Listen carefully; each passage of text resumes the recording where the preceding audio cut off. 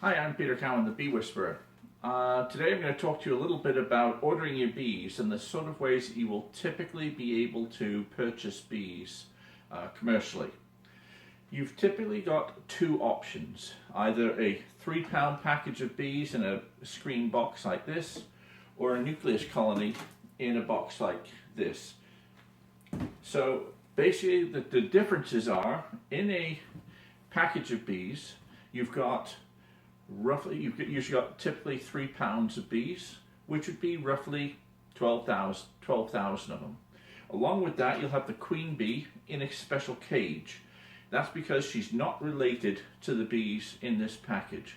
So you're introducing a queen from one hive to bees from another hive. So there's a process of introducing that queen, which will be relatively safe, but not without some risk.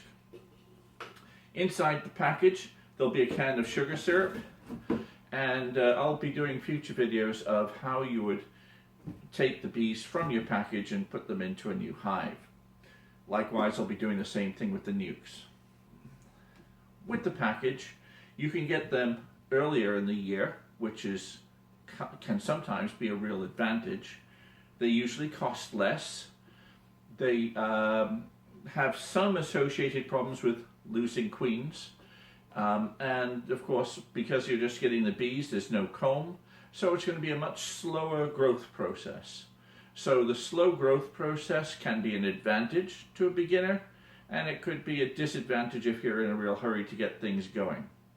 The other thing you've got to be aware of is the need for feeding package bees, particularly early in the year.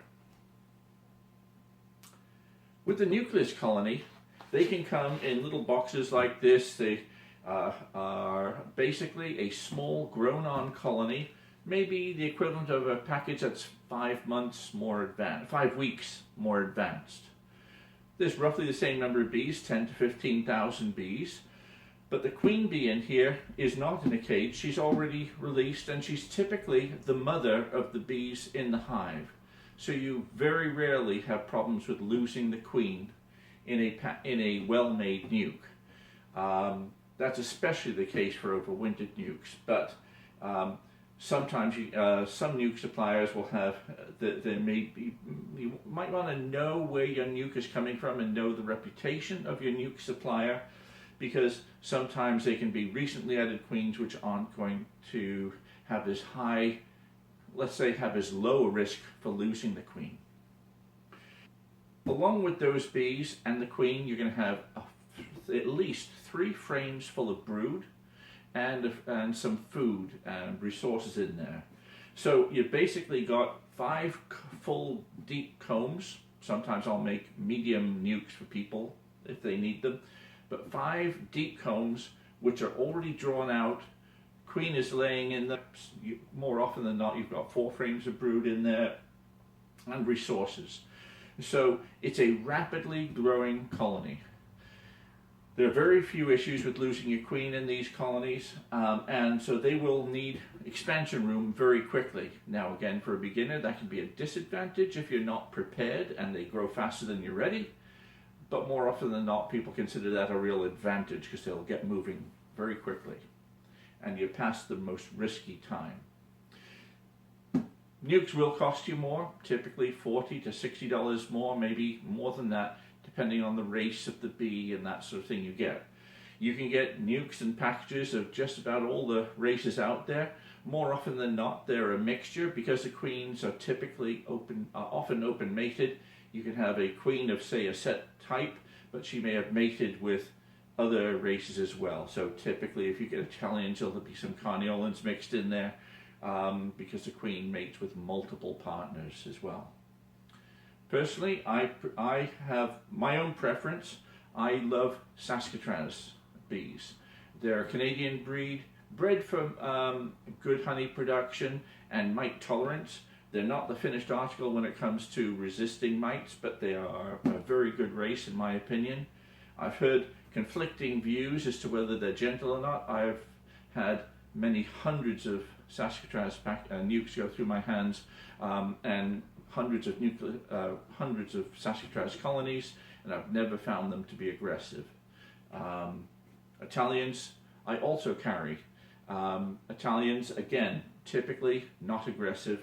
They both produce honey pretty well, but I found particularly good results in overwintering with my Saskatraz bees.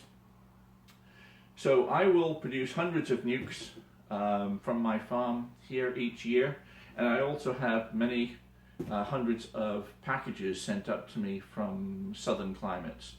And so typically my packages are available in early May, and my nukes being up in Maine, I'm not usually selling my first nukes until mid-May, and I'll continue producing and selling nukes right into July, and if people want them, later still. Depending on your supplier, one thing that's important to remember is it's often good to order your bees early, particularly for packages, and in particular packages of specific races.